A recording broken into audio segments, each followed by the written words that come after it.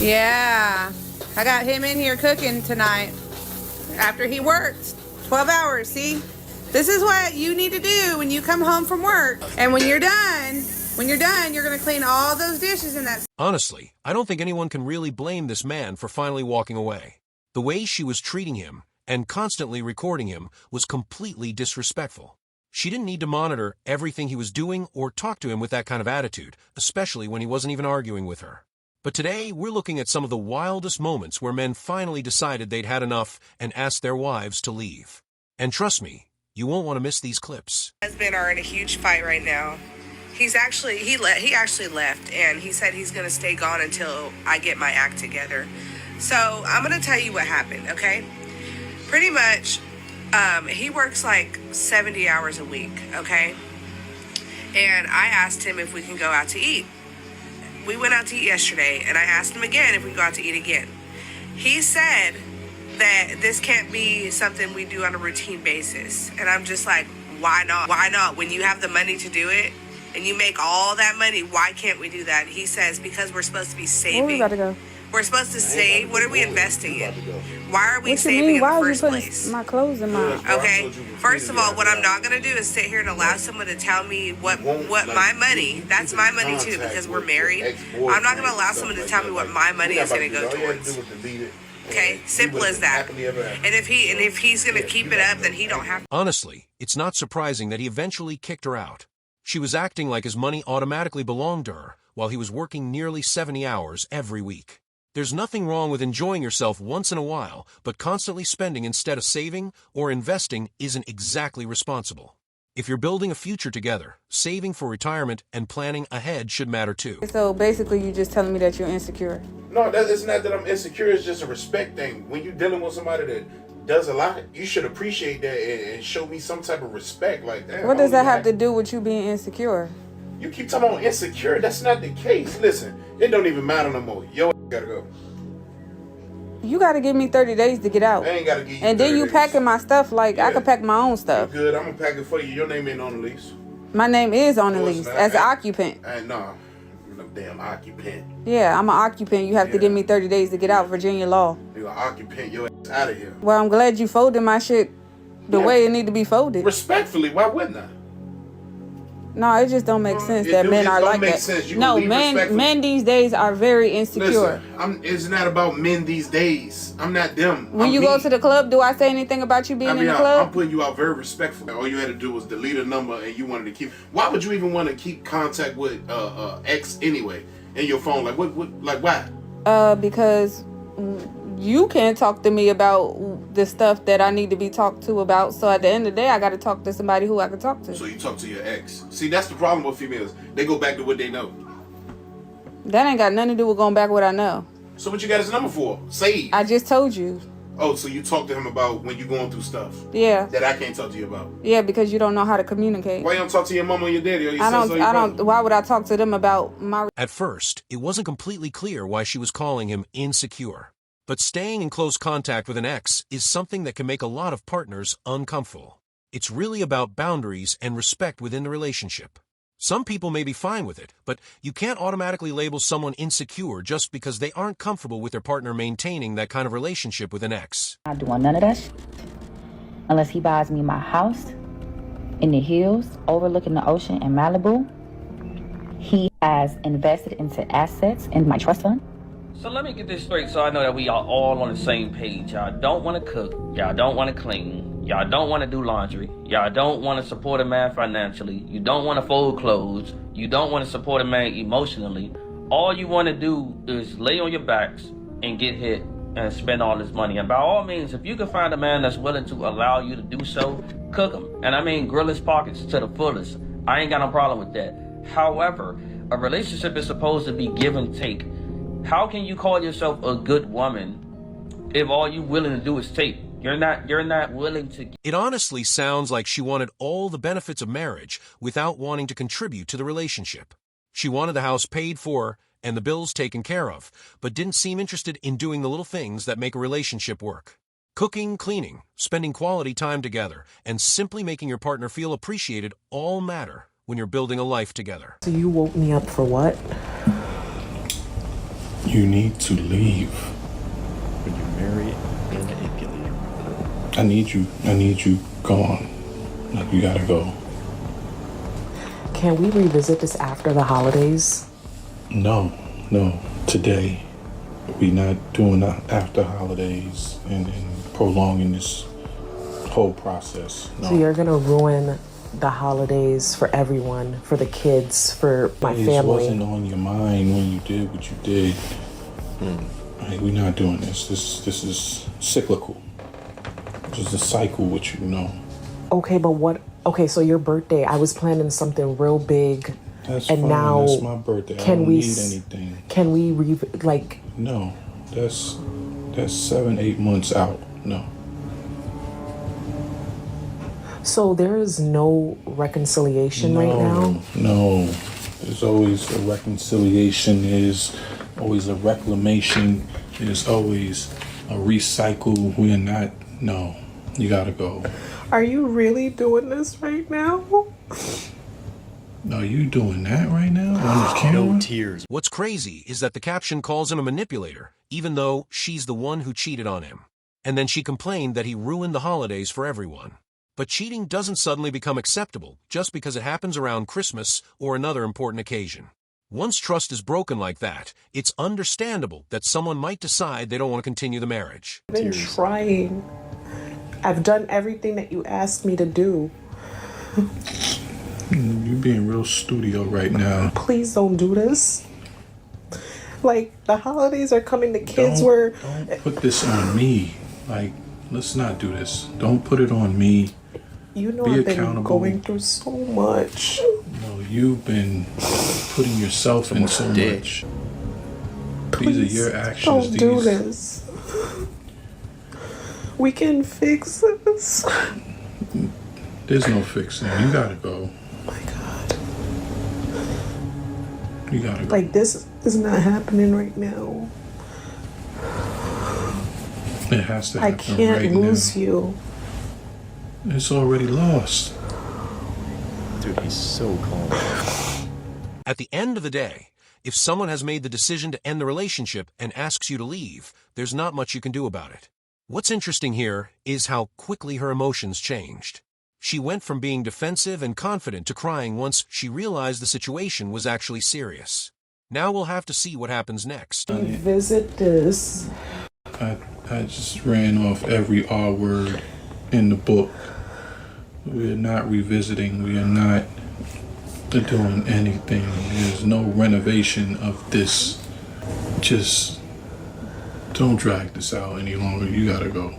I've given you the opportunity to correct the things that you've needed to correct in this relationship. And they've been corrected without and I feel like repeat it's not since we're being on the reciprocated R for words. me. I feel like I've given you all the opportunity to do what needs to be done, and you reciprocated and not don't give me the repeated. same space to get the things done that I need to fix. I know I can fix it.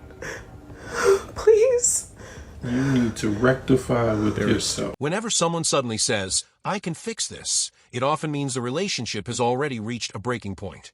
If the same problem has happened repeatedly, and their partner has already talked about it several times, eventually words stop being enough. If she genuinely wanted to change, that change probably needed to happen before things reach this stage. With men that will not be entertained in 2026. Oh, God. No car/license. If you don't have a car, rentals I don't mind, but you better have a car when you're around me, you understand? No license. If you have a green license or a passport, you better have a pink license. Otherwise you're not being around me. Motionless. You better have some motion, have some ambition. You need to be getting to that money. I don't want no broke bum. Do you understand? Party goers/party holidays. Too many female friends. Alcoholics. Short men. No own place. You better have your own home. Because I have my own house, you better have your own house. You're not living with me. I don't adopt the homeless. This is not a homeless shelter. Not healthy. Uneducated. Multiple What baby attitude. mamas. Fatherless men. You better have a dad. Otherwise it's not going to work. And mummy issues. I don't want you to come here with mummy issues. And you think that I'm your mum. Honestly, based on this situation, it doesn't seem like she's interested in the responsibilities that come with a healthy relationship. Being in a relationship requires compromise, communication, and respect from both people. If someone doesn't want any of that, then it's hard to see how a long-term relationship is supposed to work. Talking to other men, and she won't get out of my car. Now she's crying. So I caught her talking to other dudes. Oh, wow, that must be sad. God, that must be terrible. Oh, man. What were their names again? I love how you said they were just your friends and you were sending them pictures. This is something you see quite often when a relationship finally falls apart. Of course, she may genuinely be upset because she realizes she's losing someone important to her. But instead of taking responsibility, some people immediately focus on how badly they're being treated. At that point, it's important to separate genuine regret from simply being upset about the consequences. All right, we gotta go. Okay, you ready? Yeah, guess what? What? Do you like my new outfit? Do you want the husband answer or do you want the truth? I don't understand. No, it's really simple. Do you want the husband answer or do you want the truth? But you're my husband, and you should always tell me the truth. Right, but do you want the husband answer or do you want the truth? I want the husband answer. I think it looks amazing, and I think you are absolutely gorgeous and breathtaking. Well, now I want the truth. I don't give a Oh my God. After being married for 20 years, a couple can develop their own unique way of communicating and handling disagreements. Sometimes what one person says isn't necessarily the complete answer to the situation. Long-term relationships come with years of history, habits, and inside dynamics that outsiders may not fully understand. Made a woman pay for herself on a date. You seem like the type that would do 50-50. Interesting. Yes or no? No. I feel I'm the provider of the family. You're the provider, Yeah, I feel so like you have money. Is that what you're here for? No, I'm here for love. But I can never love a broke man. So everybody put your head down if you don't have money. If more than half the guys raise their hands, the men may vote to replace the girl. I'll leave it on you.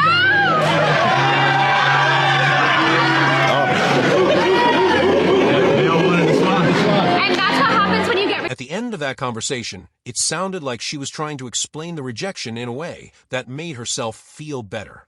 But rejection isn't always about looks or circumstances.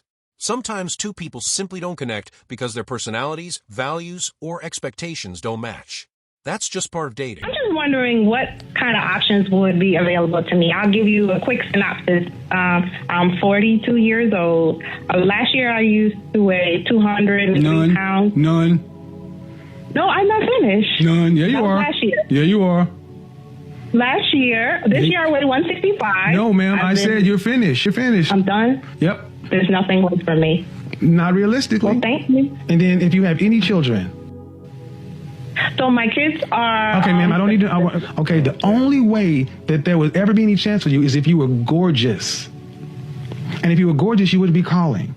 You're going to have to be very feminine, very submissive, very cooperative. You're going to have to bring a lot to the table. So that's why when you ask... Of course, people can always work on themselves and improve their situation. But this man was being extremely direct about what he thought. When someone already has major responsibilities, including children, dating can become more complicated.